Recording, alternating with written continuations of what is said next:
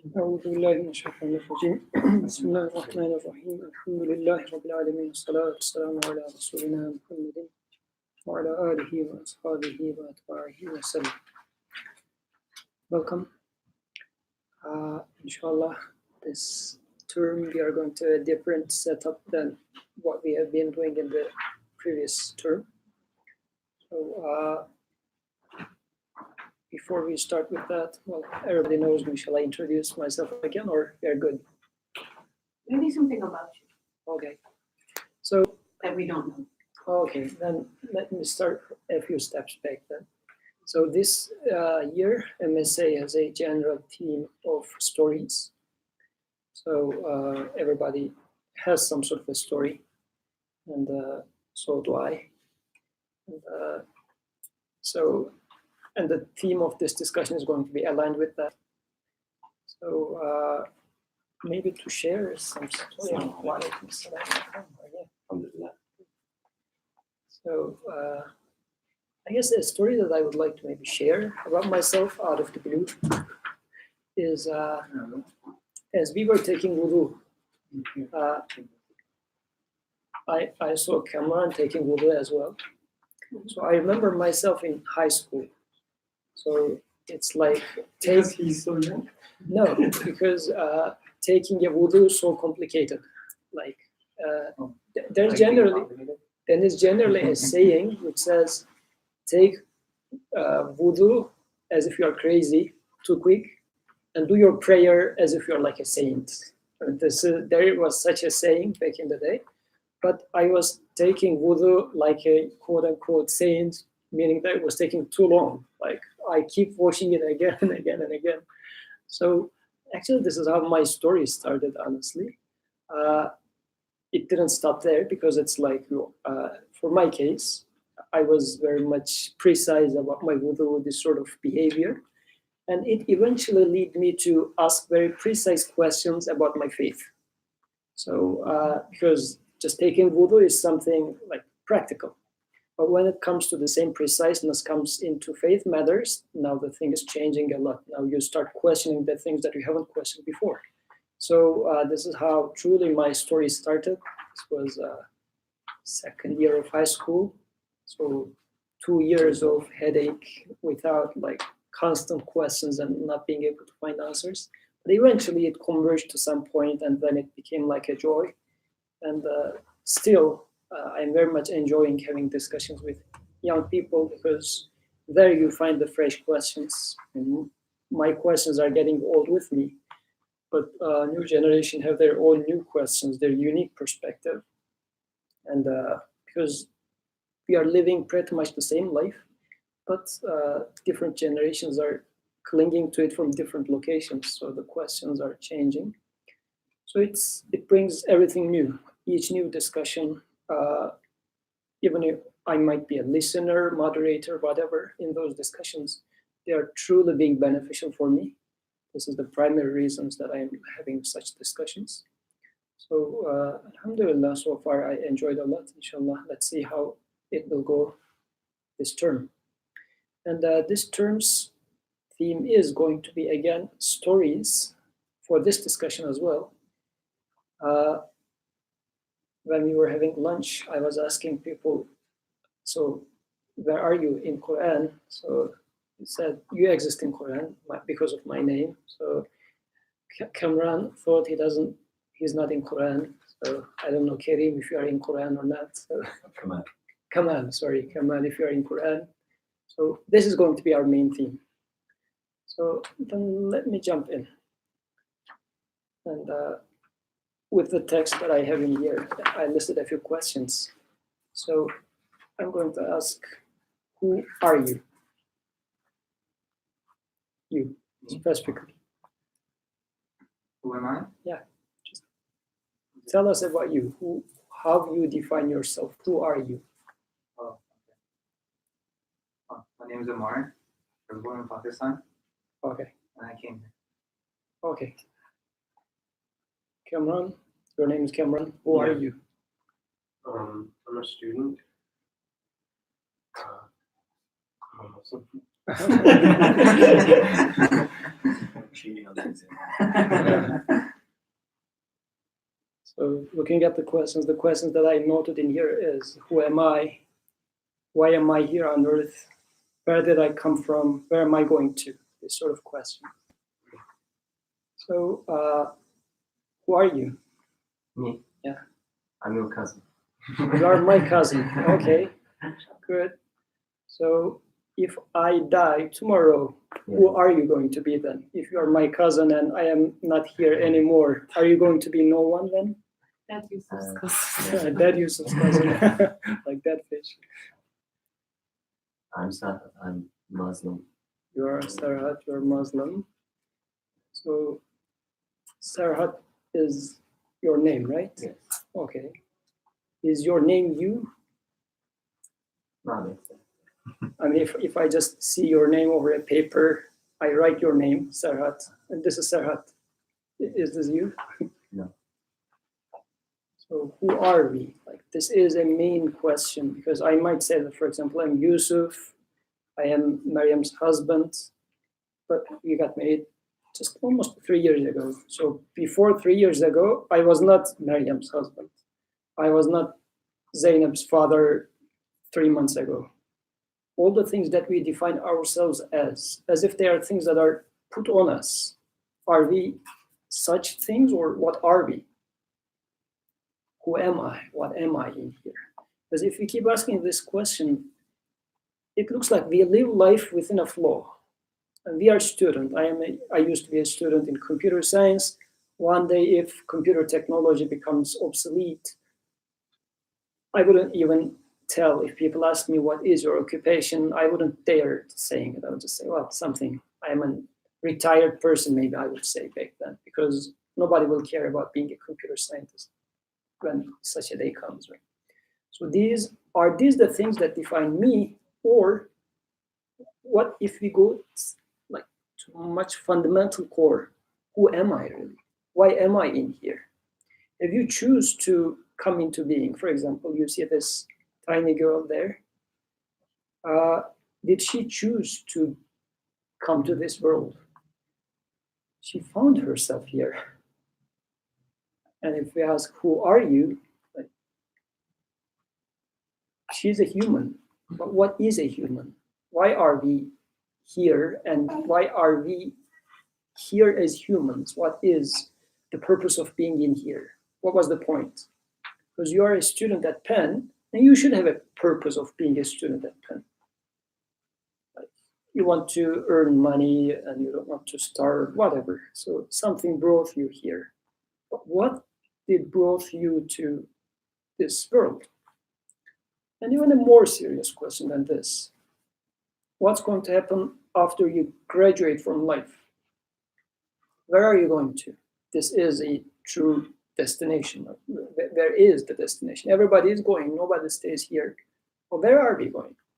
We are very much concerned about graduating from college. We are making internships so that after college it's going to be good.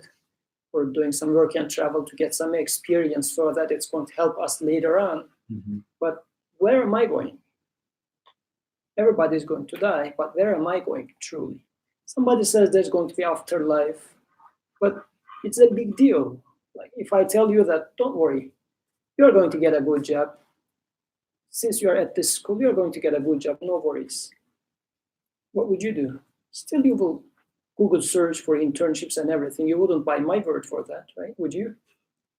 I give you assurance, you'll be okay. You will do your own initiative to make sure that things are secure for you. So how about my destination? Where am I going? Have you ever made your own research for what's next for you after this life? Have I made such a research? What's there for me after this life? These are very fundamental questions that people tend to ask more as they get older, because in young ages there are a lot of other interesting things that you are busy with. But once life somehow starts settling down, and once you realize that the things that I thought would satisfy me are not really satisfying me, what am I going to do then? Right? What was your last trip? Where did you go? Oh, last trip was to Toronto to see my family. To see your family. And what happened? Now you're here. And I flew back. They Yeah. let me in. So how was the feeling of separation? Leaving my family? Yeah. I'm used to it. You get used to it? Yeah, I've lived away from them for 10 years. For 10 years. Okay. So once you get together with them, you're having this nice Yeah. time. Yeah, for sure. But then the living part is always there. You Yeah. cannot stay with them forever. No.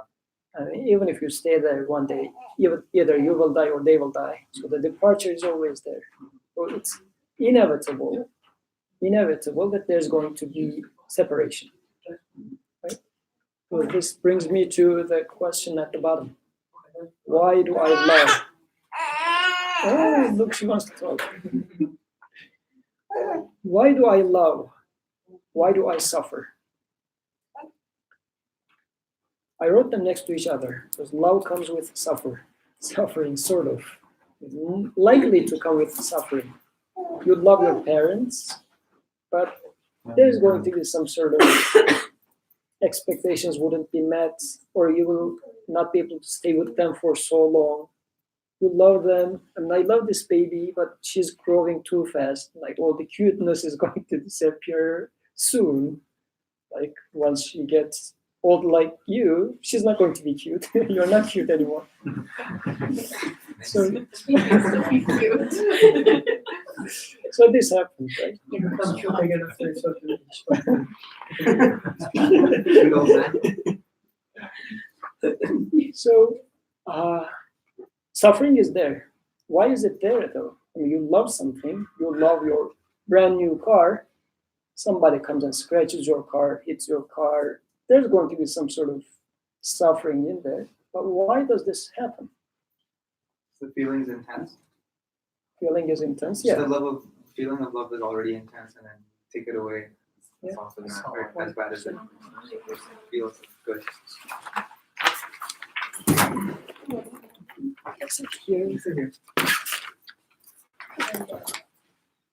Okay, what's this?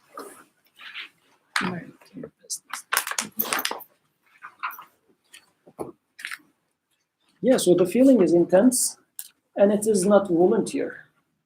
We do love something. And we do experience suffering or pain for that. But why does this happen? We didn't opt in for that. We found ourselves in here, and as if we have to live through that.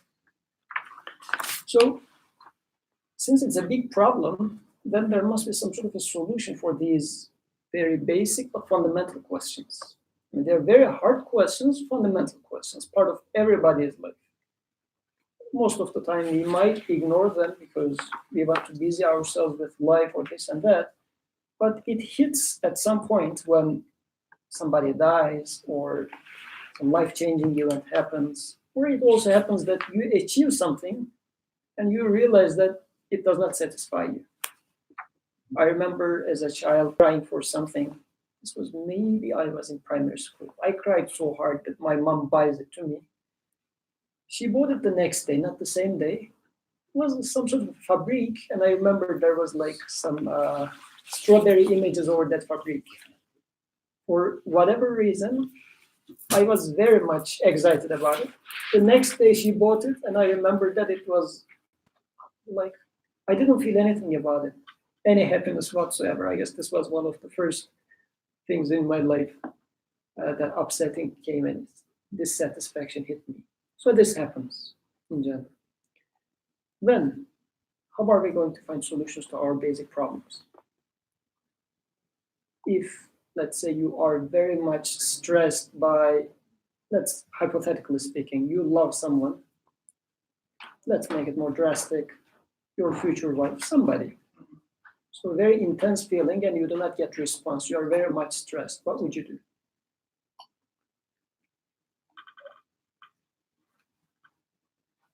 Any ideas? With what, sorry? You loved someone, Okay. like you found the girl of your dreams. You love so much, okay? But she is not responding. You are very much stressed. What would you do? Live with it? You lose weight. Nights are all nightmares. You are crying day and night. Oh, this is too close to home. Ask For you, for you. It's a bad time in our lives to ask this question. Yes, go ahead. I would say this is a bad time in our lives to ask this question. It's very relevant. Also irrelevant, so far away from you. No, not to me, to these guys. I'm already retired. Okay. Can't do anything actively about it. Can't affect somebody else. So then you do have to suffer. Like that's where the suffering comes in, I guess. Mhm. And then you can ask Allah to help you feel better. If that's somebody who can control the situation. Yeah. So in your case, what would be a more relevant problem, for example? I was saying it is an extremely relevant question. Relevant. Yeah, Okay. it's very relevant. Irrelevant, maybe. Okay. So do you have to suffer though? Or somebody says that, okay, go and get some support. Here we have our chaplain. This is why she is there for, right? And we look for some sort of a support, somebody to take us out of this trouble. But who is going to take us out of this trouble? Who would you ask to give you some advice, right? Because we are in need of guidance at this point. Somebody should tell me what to do. But who is this someone going to be? So this part that I would like to underline, we are in need of guidance. But the question is, who is going to guide me? From whom shall I look for a guidance? Shall it be my best friend? Shall it be a professional medical provider? Shall it be my chaplain? Who would be the ultimate guide that I would seek help from? Last term, we talked about the creator of this existence. We said that the existence cannot happen by itself. In long details, long discussions, we talked about even a particle cannot move by itself, because this would require that every particle knows the rest of the existence, real time, has power over the rest of the existence, real time, yet under the command of the rest of the existence. Such a contradiction. So there must exist someone, this was in a nutshell summary of last term, there must exist a being who is controlling the whole existence, real time. Every single moment is a new creation. This was the summary of last term. So if that one who is now giving me existence right now creates me, or let's say we drink some tea downstairs, this tea is now, water molecules are all over my body, they're just traveling. This single water molecules, one of them is going to come here, another one is going to go there. Every molecule is being moved all over the place in his power, in his control. So he should also guide me. He should provide me some guidance about my love problems. I am suffering from this love, and he must actually provide me guidance, because I didn't choose to come here. I was sent to this life. None of us choose to come into this existence, but we found ourselves in here. And we are also being given some sort of troubles in life. We didn't choose to love. I mean, you saw this girl and you fell in love immediately, out of your will. Love is not voluntary. You just fell in love. So you didn't even choose to do it, but you're suffering from it. So I am saying that, oh, my maker, who is the one that is guiding this water molecule from there to here, he is the one that guides the water molecule. You should also give me guidance, provide me some guidance so that I can go through this trouble of love. Because he does guide everything. We do observe that, right? This water molecule is going to be guided to proper place. I mean, we don't wake up one day and find our eyes resembling like bone. Eye is like an eye. It's always as soft as an eye should be. It's not like whatever is the molecule for a bone. It doesn't go to eye unexpectedly. They are being guided very well. Everything in this body is being guided perfect. How about my guidance? How about your guidance? So this maker, this creator, must provide humans a guidance because we are in trouble. Everybody has their own troubles, but we are sure he must provide guidance in a spoken language in which we can understand, right? So now, what did we say? We are now convinced that there must exist some sort of a guidance. Now, back 14 centuries ago, a man came out and said that this is speech of God. He came up with some words, and he claims that this is speech of God. Well, we do expect God to speak to us, but this man is claiming that this is what you're expecting. What would you do? You already expect such a thing, right? But what would you do? What if? So I heard back in the day there were signs, so people could like look at these signs and they could tell if this person was a real prophet. So if I knew these things, I would look for these signs. How about you today, though? Still, you are in need of guidance, Okay. and these signs were 14 centuries ago. What would you do? Sorry, what? If these signs were 14 centuries ago? Yes, signs were there back then. Okay. They are not accessible to you right now. But you are in need of guidance today Okay. in Philadelphia, 2019. Okay. What do you do? I'll make dua. Dua for what? Guidance. So again, the same man, somebody puts Qur'an in front of you Okay. and tells you that this is speech of God. What do you do? How do you know that this is speech of God? It's the Quran, you know? I've been coming to enough halakas to know some stuff. Good. So, how can you make sure that this is guidance? This is a question, because this is what we were looking for, right? We are in need of guidance, we are sure, and we know that our maker should provide us a guidance, sure. And then there's this book, stays there, which was revealed 14 centuries ago, and which claims that it's a speech of God. Well, how would you, so let's say I give you a paper, and I tell you that this paper has the map of Philadelphia. And let's say these two gentlemen, for example, today was trying to navigate through Philadelphia. And they are definitely in need of guidance. They don't know this city. And they are very much aware that they are in need of guidance because Philadelphia is a big city. Where shall we go? How shall we go? They need a map. Let's say I gave them a map. So how would they know that this map is a correct map? If it helps us, yeah, that's the correct map. So Okay, we so can try. you can try Yeah. and see if it takes you to proper places. So you walk and look at the map. Yeah, it's correct. Now we went through 34 to 36. Yeah, we walked 2 blocks. Yeah, 36. It's 36. That's correct. So in life, we come through some troubles.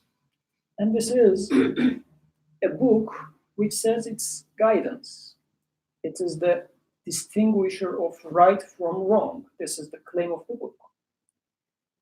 So I cannot buy in just because it claims to be thus. Like, maybe I am deceiving these two guys, giving them a map of New York and telling that this is Philadelphia, and I want them to get lost. I might be a very cynical person, you never know. So then they tried, they experienced it, and then at the end, what did they say? I bear witness that this is the map of Philadelphia. Ashhadu, right? So this is this is what Ashhadu is. I bear witness that there is no God but God. I bear witness that Muhammad is his messenger. I bear witness that, so amantu billahi wa malaikatihi wa kutubihi. In there, the amantu means, amantu should come from this ashhadu. I bear witness to it. Can I bear witness if I just say, well, it should be fine. Like New York map, I got it. And I said that I believe that this is Philadelphia map. Does it help me at all? In terms of guidance. So I am troubled with love. I am trying to find a guidance out of that. And I take Qur'an as, which claims that this is guidance. It's going to solve your problems. What would I do? I would ask Qur'an, if you are truly guidance, then solve my love problem. Or I might be afraid of death. I don't know what's going to happen next. Because you have your, for students, it's easy to lose life. You don't have much in your lives left. But let's say you have a family, then you have wealth, then you gain more and more, you get titles and everything, then dying becomes harder and harder. Am I going to lose all of them? I was accumulating them for so long, and they're going to be taken away from my hand. It's going to be a big deal, right? So I will ask the question to Quran, solve my problem. If you are truly claiming that you are guidance, then show me a way to take me out of this trouble. And as much as I try and experience, if it fits my need, then I would say I bear witness that this is speech of God. Because speech of God must be a guidance for me. It must save me from troubles. Don't forget this water molecule. It is being guided perfectly. I must be guided perfectly as well because I am in need of being guided. What do you think? So far, so good? I kind of was thinking of the different ways that Sahaba became, like, accepted the message. You had certain Sahaba who would hear the message and just, yeah, that makes sense. And they would believe it. And that kind of makes me wonder about the example you were saying. It reminds me of somebody living today who is not Muslim, who's looking for answers to things, and then they find the Qur'an, for example, or a Muslim. That's what the example reminded me of with the map. And with the map, if you're lost and somebody gives you a map, you would need to test it. You would need to try it in order to know if it's true or not. And it would be strange for somebody to just take the map and be like, oh yes, like, okay, 100% immediately. So how does that kind of connect? Like, what does it take for somebody to just hear, Quran or hear Islam and just accept it? Like, what's the difference?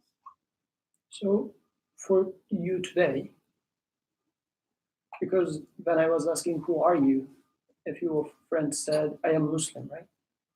I am Muslim means I made a choice and I submitted to something, right? So if I ask the question, what did you submit to? When did you submit?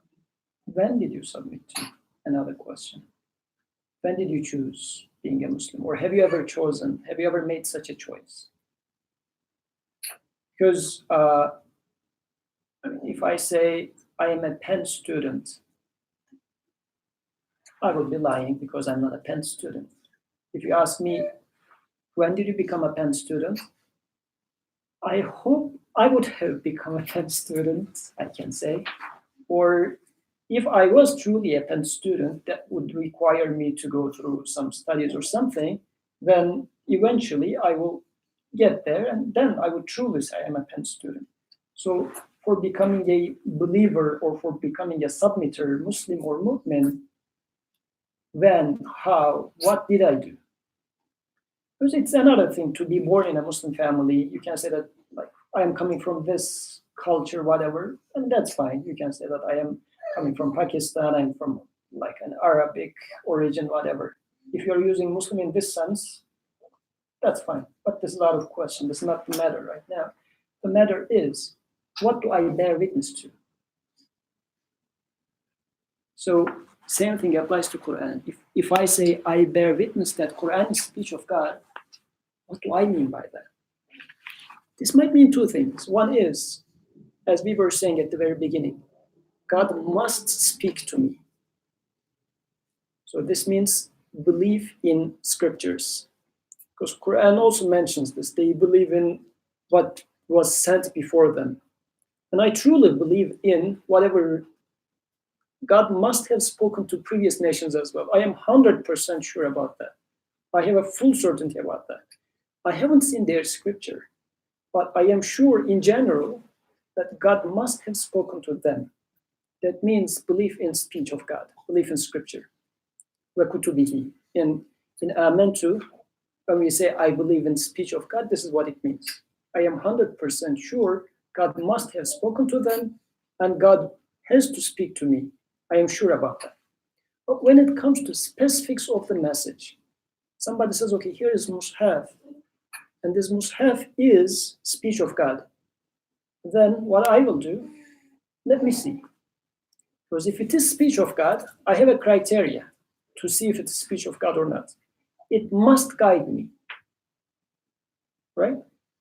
So I will truly try to find answers from it, not to find like loopholes or with a bad intention, whatever, trying to distort things. I'm not there because I'm really troubled with either death or love or some problem in my life, and I'm trying to find an answer to that. I don't have the luxury of playing with the words or distorting whatever. This is not my purpose, right? Then I have to ask the question, how does Qur'an become a guidance for me? Now, this is the very introduction. This would be our mindset for questioning, how does Qur'an solve my very fundamental, basic questions in my life? And we are going to focus on a certain part of Qur'an, stories, because Qur'an is using a lot of metaphors and stories in it. And we will try to see how does this become a guidance for me. Okay, so I put a few verses from Surah Al-Furqan. Just to give you a context, I copied the first 4 verses as well. But for the sake of time, I'm going to skip them, but you can keep these with you so that you can look at them later on. They are mostly talking about speech of God and defining. She is talking. Yeah, he's answering your question. Yeah, yeah. Speech is very unique to humans, right? This sort of communication. So that because she is trying to learn. So is it her capacity or she is being given this capacity to talk? She doesn't do anything, right? It just as if develops, but it is too good to be by itself. So she is being taught how to speak. So the one that teaches her how to speak should provide her guidance through speech. So God must talk to us in words. So this is no matter where you are, even if you haven't heard about Muhammad والسلام, coming out and saying that here is speech of God, you could have been 100% sure that there must exist speech of God somewhere. Either God should speak to me directly or speak to somebody. I should have access to speech of God, period. Now that we have this speech, somebody claims as such, we will go and see, do you provide me guidance? But before that, we also need to have another criteria. Who is the speaker in Quran? Any idea? Who is the speaker in Quran? Allah subhanahu wa ta'ala. Who is he? The creator. He is the creator. Okay, good. What does that mean? Let's open it up a little bit. All right, it's not a test, but just let's open it up. Okay. More than the creator. So what does creator mean, for example, in terms of my stomach and water molecule? Means he has control over everything. Over everything. Over Everything, every time. All time, right? This water molecule today is moving with his command. And the same interconnected creation had been happening for millions of years, whatever. He has been the one that keeps creating everything. So he is not bound to space or time. Good? So what would be the difference if Quran was written by Muhammad or it is speech of God? What changes for you? But the questions that are answered would be like very precise and exact. That if it is the word of the creator, he would know what questions we're thinking of, what problems we have. We, as in here, We as in the recipients of the message. and so if it was this person, Muhammad, 14 centuries ago, he would know he would have some sort of an idea about your problems, but is he going to have a complete idea about your problems? Well, like the problems change over time. Like the problems of 6th century Arabia are not the problems of 21st century, industrial America. Mhm. Just like the universal message, you can't predict that unless you have knowledge of it. Right? You wouldn't expect this from a human being, right? Because human beings are constrained by space and time. It's also the fact that people born now in this time can look at it and get guidance is like a testament that it was made by someone that wasn't human. Because if it wasn't, then they would like time bound it to their situation and where they were living. And this is going to help us in defining, because why am I saying that? When we look at a speech, we don't just look at the word itself. So it's not only the words that makes a speech. The meaning of a speech is also determined by speaker, first of all, who is speaking. If a speech comes out, let's say, somehow, let's assume we made this baby memorize a sentence, but a very eloquent sentence. And it fits to your problem so perfectly. You listen to it from the mouth of a baby. How serious would you take it? Come on, like you wouldn't even pay attention. Like child is saying something, you would say. But if you hear the same word coming out of the mouth of Chaplin, you would take it serious. Same sentence. But who speaks makes a change in there. Why? Do you know that the baby is not aware of your problems? Even if she says something, she's not aware of your problem. You would say that, well, she didn't take into account my this and that relationship, so she's just making a guess. But Chaplin knows your environment. Maybe if she knows you personally as well, she will specifically give you an advice which fits your case, right? Because who the Chaplin is shaping the meaning of the speech. I also think there would be there becomes a degree of separation. And, you wouldn't feel as personally connected to Allah if it was like maybe we were just reading Prophet ﷺ's notes on something Allah told him, rather than when we open the Qur'an now, it feels like Allah is addressing us directly. Mhm.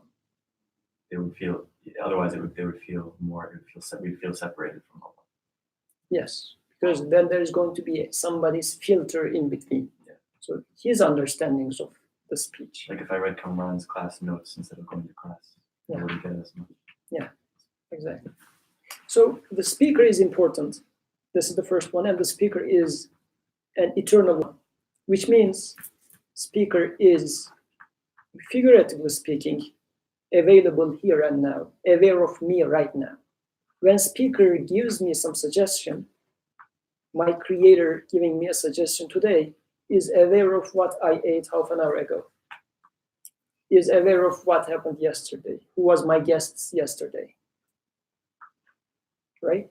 He knows me to that level. So I can now listen to the message, taking into account that the giver of this message, this suggestion, is aware of me to that level, right?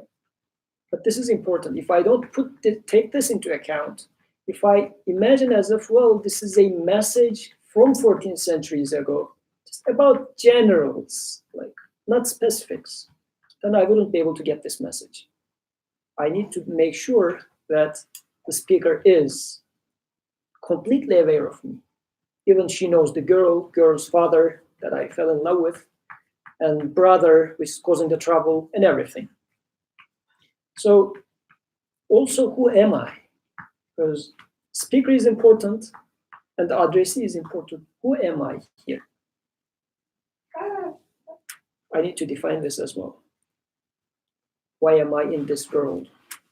So quickly, I'm going through them. So then, what is the purpose of speech? This is another thing that's important. Is the purpose of speech to teach me how to make surgery, to teach me how to go to outer space? What is the purpose of speech? For example, what is the purpose of your textbooks? A textbook, what classes are you taking this term? Statistics. What's the purpose of a statistics book? Not to teach you poetry, right? Yeah, teach me how to do statistics. How to do statistics. So you wouldn't pay attention or expect the book to teach you poetry. So what is the purpose of speech of God? Another thing to consider and pay attention, that we fine-tune the purpose of this speech. It claims that it's a criterion of truth and falsehood. It's a guidance for you. I should take it as such. How else can I take speech of God? I can try to extract some scientific facts from it, or I can take it as if it's a history book. It's telling me about past generations. You study poetry. I can take it as poetry. Are these correct definitions? Or if you would like to look for an encyclopedia, go to Penn Library. If you would like to get poetry, go to some Arabic library which has this mu'allaqat or these other high quality poetry. I wouldn't go to Qur'an for finding such sort of stuff. If I go to Qur'an, I would look for guidance. And this is what Qur'an is saying. I am guidance, I'm not anything else. This takes me to the verses now. So after the first verse in here, Surah Al-Furqan, the 5th verse, so it talks about some people. Quran says, we brought the message, and their response is, وَقَالُوا أَسَاطِيرُ الْأَوَّلِينَ اكْتَتَبَهَا فَهِيَ تُمْلَى عَلَيْهِ بُكْرَةً وَأَصِيلًا. And they say, fables of ancient times, to Quran, to the scripture. They're just old stories, which he has caused to be written down so that they might be read out to him at morning and evening. If you look, and even there is another MSA event this term, comparative study of biblical and Quranic stories, right? People say that we heard those stories. It's just stories, like stories of old, stories of ancient. It was their stories.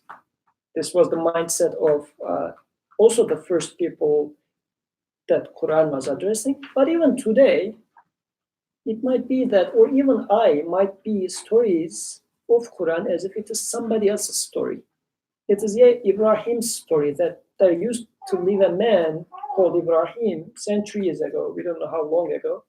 But this story is his story. It's a story. But the next verse says, قُلْ أَنزَلَهُ الَّذِي يَعْلَمُ السِّرَّ فِي السَّمَاوَاتِ وَالْأَرْضِ إِنَّهُ كَانَ غَفُورًا رَحِيمًا. Say, he who knows all the mysteries of the heavens and the earth has bestowed from on high this. So this is an important description. The one who revealed this speech is not a storyteller. It's not a old grandma who wants to tell you stories to put you into sleep. He says, because in the 5th verse, there was a challenge. They were saying that this is old stories. You are telling me stories. The Creator says, he who knows all the mysteries of the heavens and the earth is speaking. I'm not going to tell you stories. Come to your senses. We expect story to be told by the Creator of heavens and the earth. It's not an old grandmother. He is going to give you a guidance about you, and it's just going to be stories of the old. Can you take it so lightly? Verily, he is much forgiving, a dispenser of grace. So, this is being repeated a lot in Quran, Asatirul Awwalin. Today I was searching it, and I think 8 places it came out. So, this is a claim that is being made a lot. And I might be treating Quran as if it's a storybook as well, but story of somebody else. Now, whose story is it? This is the question. And this is what I was mentioning when we were having dinner downstairs. Where are you in Quran? My name is in Quran, but I am not my name. My name might have been Michael or something else. Doesn't matter if it's not in Quran. Quran is talking about me because it's a guidance for me, specifically for me, and also specifically for you. But when I read Quran, I'm going to read it as the speech of the one who is creating me, who knows about me today and the water molecule in my stomach right now, and who knew what happened yesterday, who must know what's going to happen tomorrow. Same as well for you. But your life is different than mine. So your context is different than mine. But you are going to get your guidance from Quran, read it as it is talking about you. I am going to read it as it is talking about me. If it passes this test, then I will say, truly this is speech of God. Because this is what I expect from speech of God. It must give me complete guidance. And inshallah, we will study this term and we will try to find such glimpses of it, because studying Quran is a lifetime event. It's not like a 5-year, 3-year, 10-year event. It's a lifetime event. As long as you have troubles in life, you will be in need of Quran. You are in need of guidance. And this is where you're going to find guidance. So this is why we should put it as a regular part of our lives to study Quran, develop a personal relationship with Quran, come to Quran with our personal questions, and try to get answers from this revelation. And if it is truly a speech of God, it will provide us guidance. And we will see that it does. But we need to learn how to approach Quran as such. This is why the introduction, I hope it was not too boring, was important. Who is the speaker? First one. Who am I as the addressee? What is the purpose of this speech? And then the fourth comes. What is it talking about? So far, if you just focus on what does it talk about, you can then say that, yeah, this is just stories. It's talking about story of Ibrahim. Yeah, history books talk about him too. Bible talk about it. It's just a story. But if you say, no, this story is in speech of God, oh, then it changes totally. Because it must be telling me a guidance right now in 2019 Philadelphia in this building of University of Pennsylvania. We need to locate the verses into their proper location. So, the introduction. May I say something? So this part I really like when one talks about these fables of ancient times. So in these verses, such verses, when it's articulated, such phrases like the fables, the stories of ancient times. So within the context, it's easy to not to see let's say the danger, because in this context, it sounds like the Quran is talking about, or creator in Quran talking about, the old people who denied the Quran, and they use this phrase as a insult, saying that it was a story of ancient times. We read it, we say, yeah, they were bad people. They use this insult. But at the same time, in other verses, as you said, there are some verses which is stories of ancient times. Like there's a story about a prophet named Ibrahim. Another story about another guy who lived in ancient times, Musa. Another time, another one, Zechariah, another one, Yusuf, another one, so on and so forth, Sulaiman. All these stories, and I read them as well. And I read the story of Sulaiman as a story of Sulaiman. So in some part of the Quran, I'm taking it myself as a story of the ancient times. But at the same time, same Quran telling me that when people called Quran a story of the ancient times, it was an insult.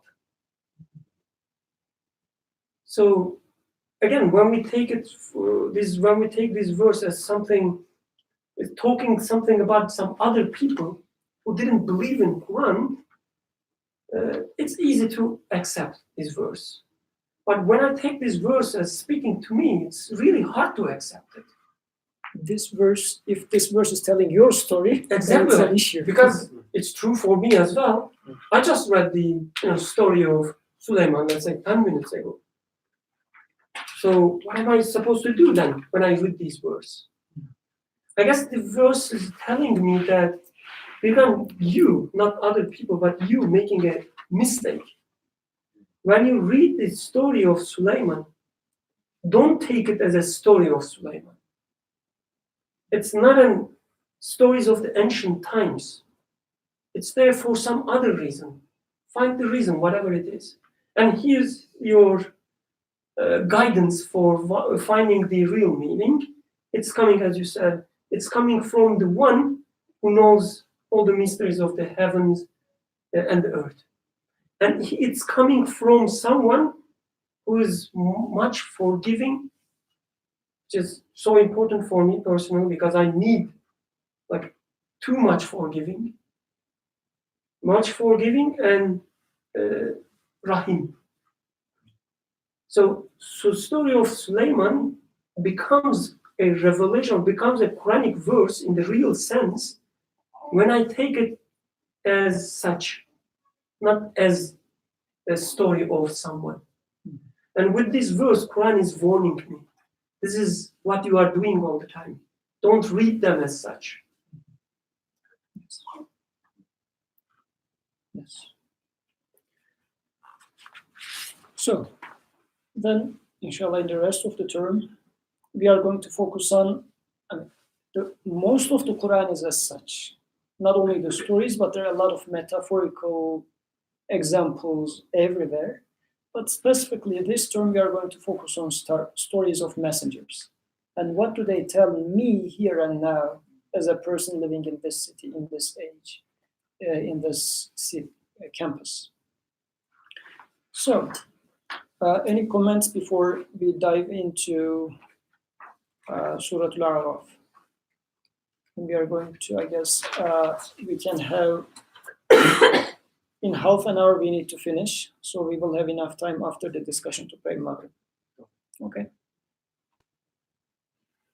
If you would like to check the clock, is everybody agree with that? Yes. Can I say something?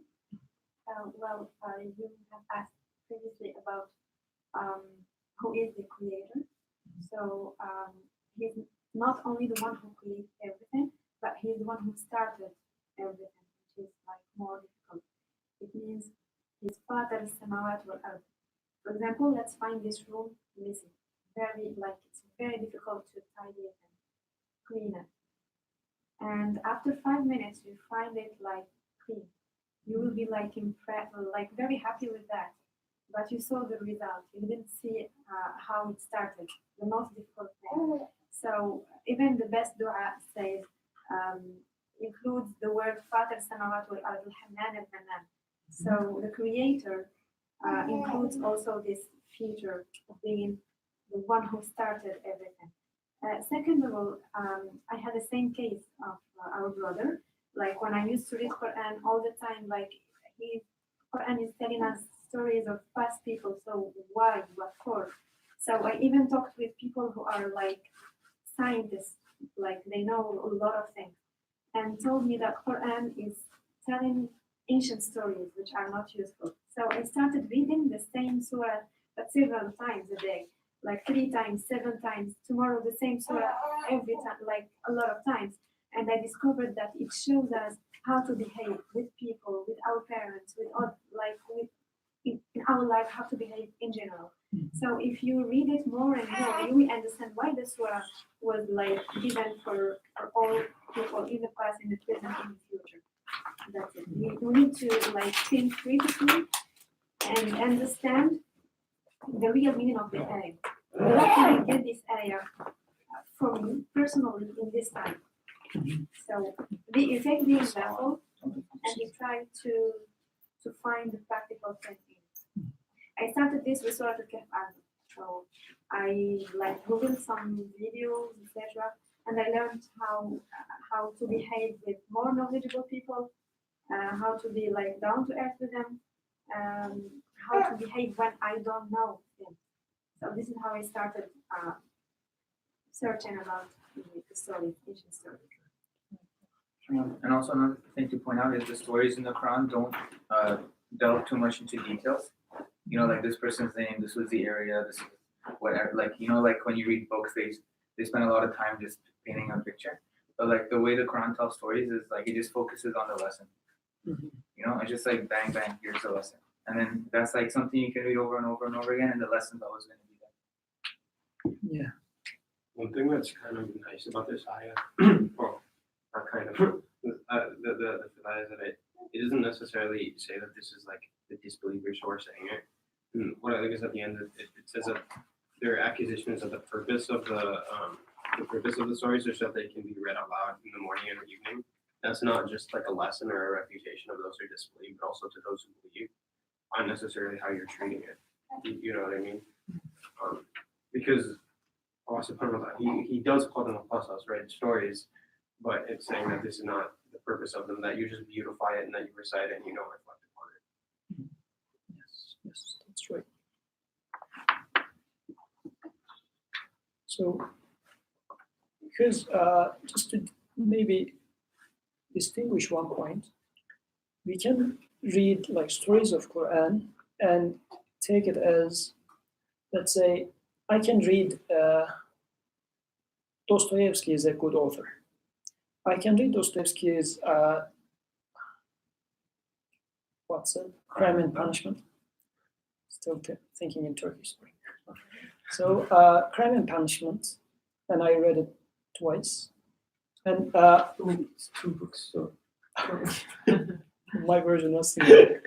So I read it twice. It's a really masterpiece of literature, and it gives good lessons about like human psychology and morality. It has perfect questioning and very good lessons in there, like double personality and everything you see there. And I get lessons out of it for myself.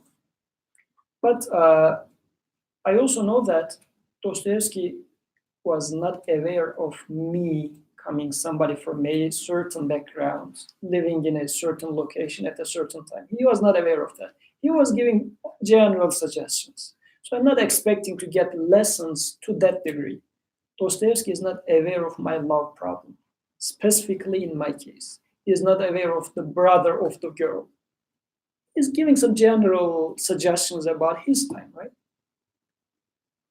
And I cannot read it as if Dostoevsky knew everything about me and let me try to get something out of his text as such. It doesn't work. But when it comes to speech of God, I am going to read the stories in Quran unlike reading Dostoevsky. It's different. It's not just a story to give me overall messages like that. No, it is the speech of my maker who knows me here and now, past and future. My expectations from this text is much, much higher. I mean, unlimitedly higher than what I would expect out of Dostoevsky. If I sit in front of Quran with that mindset, what I will get is going to be way different. Because Dostoevsky's Crime and Punishment is a story, and it's going to become an ancient story within 100 years. I guess this is a really good example because although you extract some meaning for yourself or take some lessons from Dostoevsky, you still read it as a story of Raskolnikov, right? It's not your story. You take it as a story and story of someone. In this case, a made-up guy.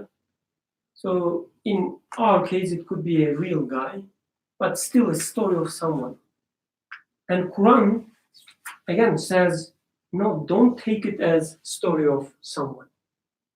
Don't take it as story of some ancient people. So it's not enough to, okay, I read the story of Sulaiman alayhi salam, I take it as a story of him, but I'm taking some lessons. There's nothing wrong with this. I'm benefiting from it. I'm, learning taking some moral lessons, whatever.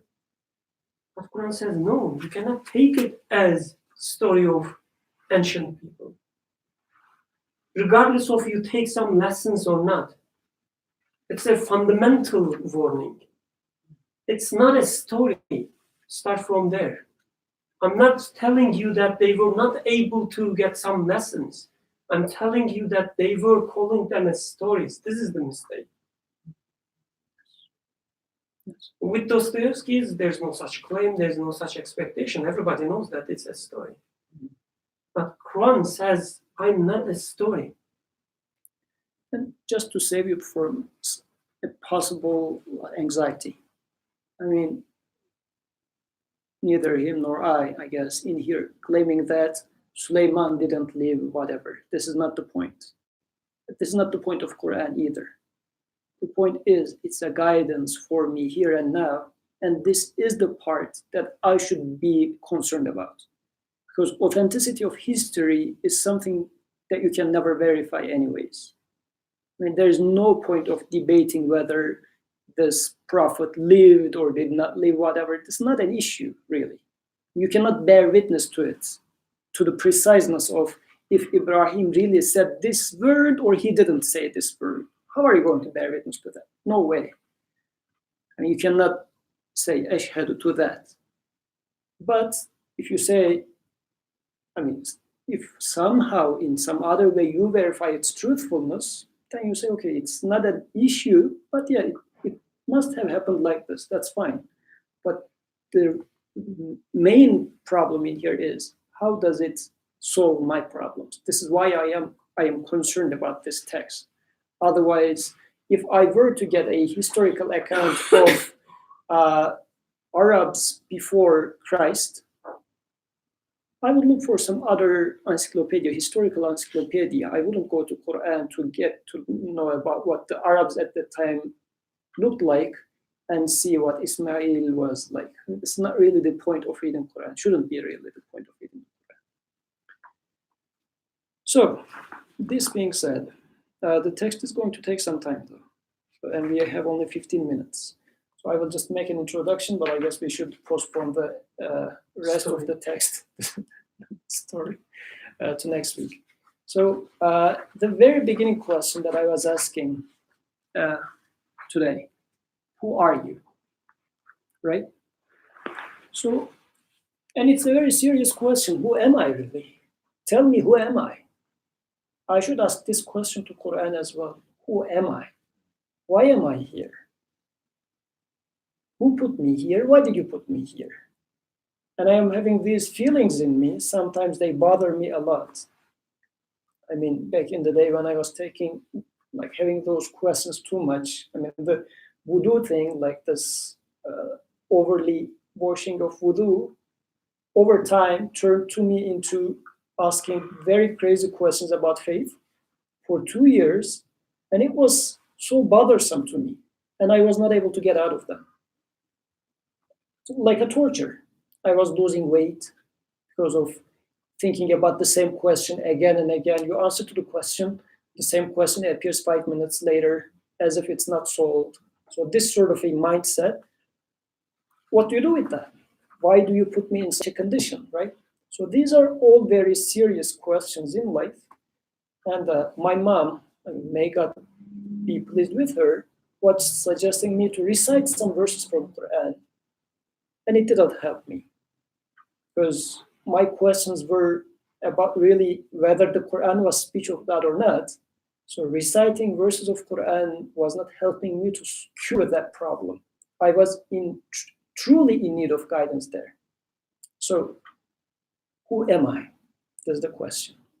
And I'm going to ask the question to Quran as well. Who am I here? And then, inshallah, next week, I would say, Quran talks about a man. Who is he? Any idea? A human being. Adam, have you heard about him? Mm-hmm. So Quran talks about the creation of Adam and a There are two major stories about Adam. One is Adam, in the creation of Adam, how angels responded. Another one, a conversation sort of between Satan and Adam, Adam being cast out of heaven to earth. This is a story that you can never find in any history, because this is, if we take it literally, before the history of world. Like, the guy was not on earth, he was in heavens. So how am I going to verify this? So what does this story of Adam tell me? We are hoping that we are going to find some answers to the question of who am I in this story. And while going through this story next week, inshallah, first we will see that this chapter is going to talk about Satan. So as a warm-up, who is Satan? Let me ask you this question, then we will conclude. Who is Satan? Ammar, what do you think about Satan? So not good thing. Not good things? So Satan is what are those beings called? Jinn, yeah. So he's a jinn. He Okay. used to worship Allah. And then when Allah told him to worship Adam, he became arrogant. He said, I'm better than Adam. And then Allah threw Satan on earth with Adam and Eve as a sort of, like, he's supposed to test them, and then he promised to, like, misguide humanity until the end of time. Good. And he has shayateen.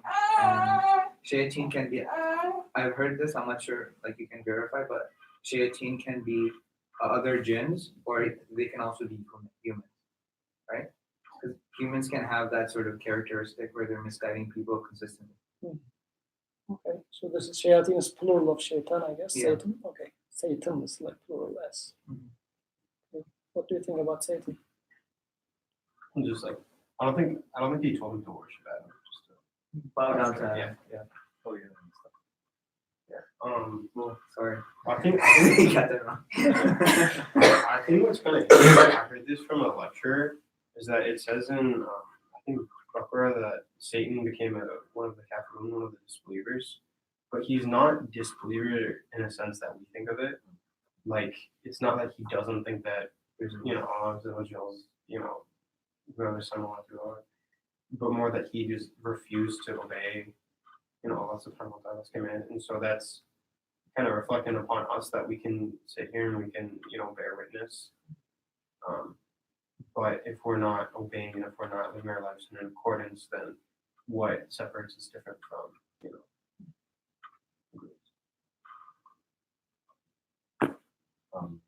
Shaitan is somebody who values the opinions and the thoughts of other people over the opinions of Allah.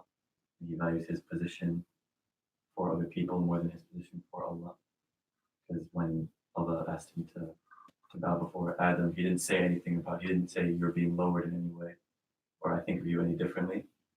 He just gave him a command, but he was worried that people are going to see me, or other jinn or whatever, are going to see me bowing to this thing, which means somehow in my status is lower.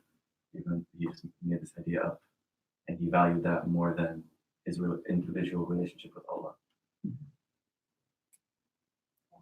And in the light of what we have been discussing so far, taking this as a story versus not, like story of somebody else versus not taking it as story of somebody else, would it change anything for you? You said, what? because you said he, right? He is Shaitan. shaitan, yeah. Yeah. So it's his story, as we have been talking about right now, right? So this story, quote unquote story, is being told to me. What would that mean for me? That we can be like that. There are times when we do similar things. Yeah, like his misdeed was arrogance, right? And that we can also fall into arrogance. And also kind of as like in our lives, from maybe a more closer related to the story perspective, that Allah gives us, guidance that Satan said that he's going to try and misguide us, that he's going to continue to do that.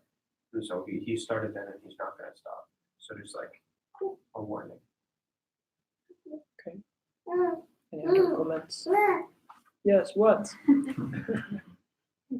I think it's, I mean, just as you're saying this, I think of even people from other faiths. Sometimes I'll hear people say, man, if Adam just hadn't eaten from the tree, it would all be fine. Yeah. As if it is sort of like this historical watershed moment. Right? Yeah. And that one act is the cause of everything that happened afterwards. Mhm. But we're also doing these acts. We're also making these decisions. These choices. And I'm also thinking about, like, when you talk about shaitan, this idea of rejection and rejection.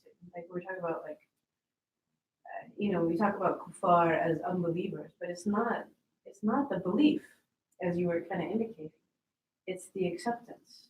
And it's that, exactly, like, to say, like, okay, this is reality. This is how Allah has made reality. And do we accept that, and are we content with that?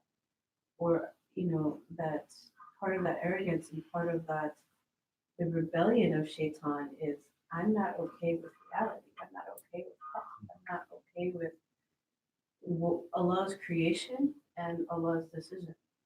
And therefore I'm rebelling in that sense. And we also have these things that we don't like reality. We wish it was somehow different. Yeah, and even like going off to that point, not to get too far off, but even like Abu Talib, he wrote in multiple of his poems that he acknowledged that his nephew was a messenger, that he completely believed his message, but that he didn't want to join the faith because he had too much pride in his own and with his ancestry and that kind of thing. And he never called himself a Muslim, and we don't consider him to have died. So if he knew that it was true, and if he witnessed that it was true, it's kind of a manifestation even in human beings. And many we find in the seerah, people who knew the truth but just chose not to act upon it, whatever obstacle. So when we get into the story, the question that we will ask is again, how can I bear witness that such a conversation happened between Satan and God? Where is Satan? Have you ever seen Satan? Does such a thing really exist in the first place? These are the questions that need to be asked, right? Or is it again talking about some guy over there, story of that? Or is it talking to me directly? The whole story is about me from beginning to end, from a different flavor. We are going to talk about this. But what does that mean? How am I going to approach this so that it's going to become a guidance for me here and now? Not even, well, potentially it might help me tomorrow. Here and now, how does it tell me about my reality? Because this is the beginning part of sort of introduction for description of human. Because then will come the story of Adam, how Satan is going to attack Adam and Eve, and then how they're going to be. So it's going to become very much the story of, quote unquote, story of our forefather, if we would like to take it as a history of somebody else. But we will come to that, inshallah. So any comments, questions before we close for today?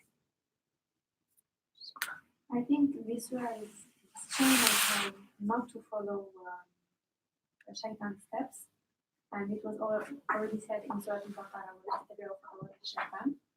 I think also it's trying to tell us not to be arrogant, and also if we make a lot of deeds and we misbehave with Allah and make dua, also Allah will accept our dua and we will realize what we want. So did the shaitan. He said to Allah that please let me just with people until the last day, and Allah accepted that. So even humans, when they make like mistakes and make dua, Allah can accept the dua. So next week we will ask this question. We will say that, did Allah really accept Satan's request of giving him time to misguide people? And for that, we need to also ask the question, is Satan here? Have you ever had an encounter with Satan? Or where is that? Because generally, It sounds too mystical. Mystical? Yeah. Spooky. yes. Wasn't Allah's intention always to send Shaitan to earth, test humans? Who is Satan? Who is Allah's intention? A lot of questions to be asked there. So what's happening is, coming from a Muslim background, we take a lot of things for granted. This is what I'm trying to do with this discussion. Let us question, what is Satan? What is even jinn? I mean, you talked about it as if everybody knows what a jinn is. Have you ever seen a jinn or something? You heard about it a lot, for sure. I heard about it. It's like this Halloween of Muslims, like scary thing. But what is it really? Quran talks about it. What is it? It's something that's totally unknown to us. We speak about it as if we completely know what it is. So, but again, it needs to be a guidance for me, not a question mark for me. So, inshallah, we will keep asking these questions next week and try to find a guidance for ourselves in the story of the first episode would be Satan and the creator is going to have some sort of a conversation. And inshallah, in the following week, the conversation will move to Satan versus Adam. Let's see what comes out there. سبحانك لا علم لنا إلا ما علمتنا إنك أنت العليم الحكيم وآخر دعواهم من الحمد لله رب العالمين. الفاتحة.